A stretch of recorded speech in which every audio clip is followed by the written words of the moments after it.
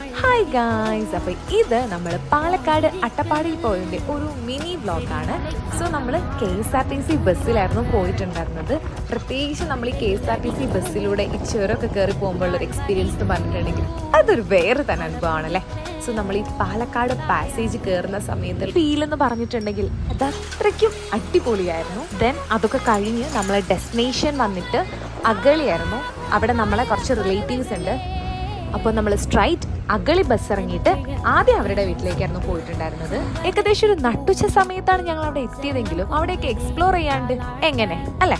So അപ്പം തന്നെ ഒരു വണ്ടി എടുത്ത് ഞാനും എൻ്റെ കസിൻസും വിട്ടു നേരെ ശിർവാണി പുഴയിലേക്ക്.